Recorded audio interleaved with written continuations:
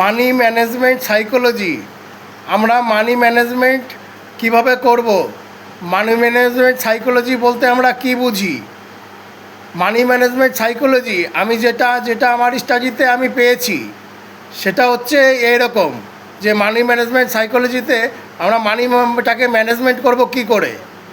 ধরুন আমার 100% ইনকাম, আমি সেটা যে অর্থে হতে পারে, 1000 হতে পারে, 5000 হতে পারে, 10,000 হতে পারে, 20,000 হতে পারে, 50,000 হতে পারে, 1,00,000 হতে পারে, সেটা আমি 100% ধরলাম। এই 100%-এর মধ্যে আমাকে ডিস্ট্রিবিউট করে আমাকে মানিটাকে ম্যানেজমেন্ট করতে হবে।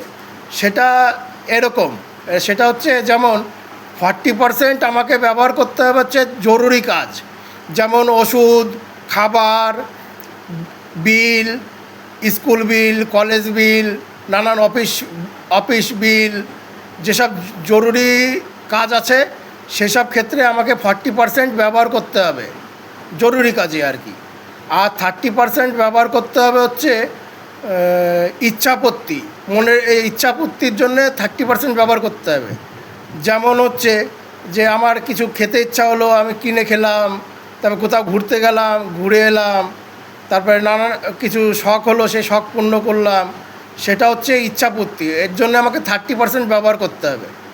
আর 20% ব্যবহার করতে হবে হচ্ছে ইনভেস্টের জন্যে। আমরা যেমন নানান রকম গভর্নমেন্ট আছে, গভর্নমেন্ট প্রোগ্রাম আছে, সেই প্রোগ্রামগুলোকে আমাকে জয়েন করে ইনভেস্ট করতে হবে। গভর্নমেন্টের প্রোগ্রামে আমাকে ইনভেস্ট করতে হবে এবং সেই ইনভেস্টটাকে 20% হিসাবে ব্যবহার করতে হবে আর কি। 100% মধ্যে 20% ইনভেস্টেশন, যে কোনো ইনভেস্টমেন্ট হতে পারে।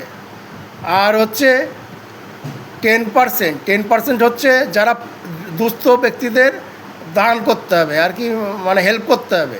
যারা প্রকৃতপক্ষে যাদের প্রয়োজন, যাদের দান দিলে উপকার হবে, সেই সব ব্যক্তিদেরকে মানে দান করতে হবে এবং তাদেরকে 10%-এর মধ্যে তাদেরকে করতে হবে আর কি, তাদেরকে দিতে হবে।